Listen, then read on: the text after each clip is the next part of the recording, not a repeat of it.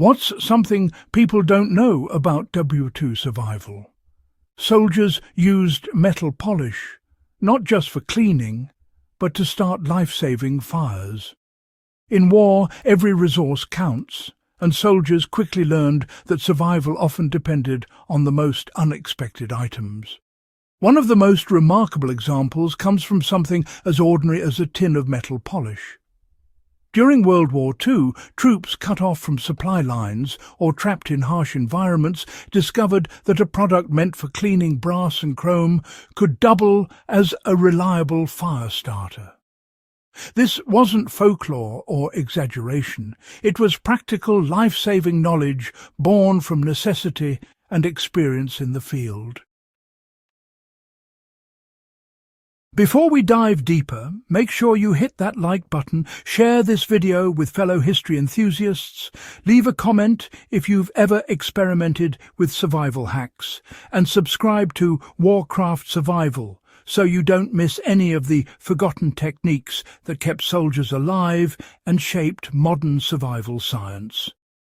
Now, let's explore how a simple tin transformed into a survival tool in some of the most challenging conditions imaginable. The secret begins with understanding what soldiers had in their maintenance kits. In the 1940s, metal polishes like Brasso, Duraglit and Silvo were not the safe water-based products we use today. They were thick petroleum-based formulations containing hydrocarbons, flammable solvents like naphtha or kerosene, ammonia and fine abrasives. While the primary purpose was to clean and shine metal, these solvents were highly combustible, and soldiers quickly noticed that rags used for cleaning would occasionally flare up when tossed near a lantern or open flame. This accidental observation became the foundation of a deliberate technique. By applying a small amount of polish to a cloth and allowing the lighter solvents to evaporate for a short time, the rag could be ignited using a spark, heated metal, or even a battery. The treated cloth burned steadily, hot enough to ignite damp kindling or paper, and far more reliably than traditional matches under adverse conditions. What made this method particularly effective was its chemical resilience. Unlike alcohol gels or lighter fluids, which could thicken or fail in sub-zero temperatures, the hydrocarbon-rich polish remained usable even in freezing conditions. Soldiers across multiple theatres of war quickly adopted this improvisation. In North Africa, British mechanics polishing brass shell casings noticed rags left on oily surfaces would smoulder. They began intentionally using these rags to light stoves, campfires, and even small heaters when fuel tabs ran out. In the dense jungles of Burma and the forests of Eastern Europe, soldiers facing damp conditions relied on this technique when conventional fire-starting materials were soaked and, well, useless. Arctic convoys showcased another creative application. Sailors used small amounts of polish on cotton wads to ignite oily rags for heating engine compartments or starting stoves in near-freezing temperatures. Some troops even stuffed polish-treated cloth into spent shell casings to create controlled mini-burners, or combined it with gunpowder residue to produce a hotter, faster ignition. It wasn't the size of the flame that mattered. It was reliability. Once lit, the flame burned from the inside out, protected by the soaked fibres of the cloth, making it a controlled and effective ignition source. The brilliance of this technique lay in its simplicity. Hydrocarbons in the polish acted as a slow-burning accelerant, while ammonia helped with vapour ignition. When applied to cotton or canvas, the mixture penetrated the fibres, creating a wick-like effect. The resulting flame resisted wind and moisture, which was, crucial in the harsh, unpredictable conditions soldiers faced.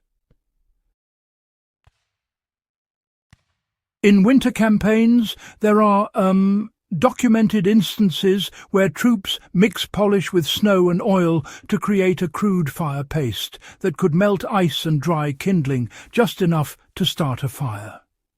These were field solutions, not laboratory experiments, born from observation, experimentation, and honestly, the pressing need to survive.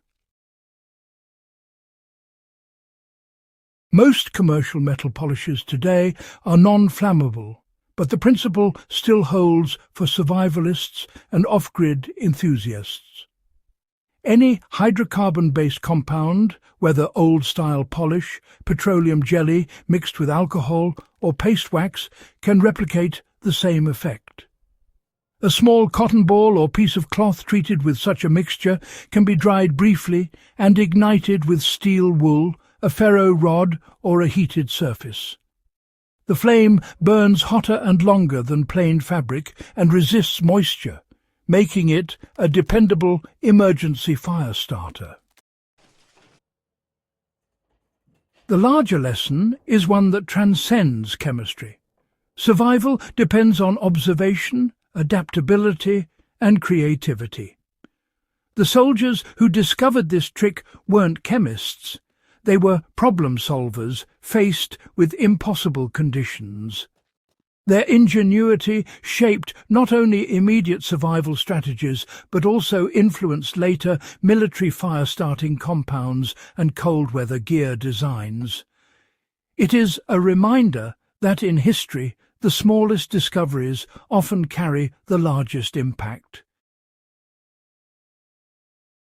The metal polish fire starter is a small detail in the grand story of World War II, yet it perfectly illustrates the mindset that defined the era. Soldiers and engineers turned everyday maintenance supplies into multi-purpose tools, demonstrating that necessity truly is the mother of invention. Even today, the technique serves as a practical survival lesson, teaching modern enthusiasts the value of resourcefulness and chemistry under pressure.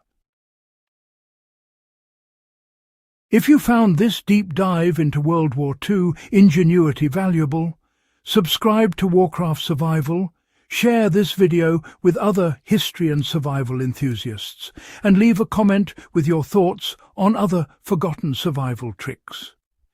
Every episode uncovers the hidden strategies, field hacks, and life-saving techniques that history nearly forgot. Stay sharp, stay curious, and keep history alive. Make sure to stay updated. New videos every week.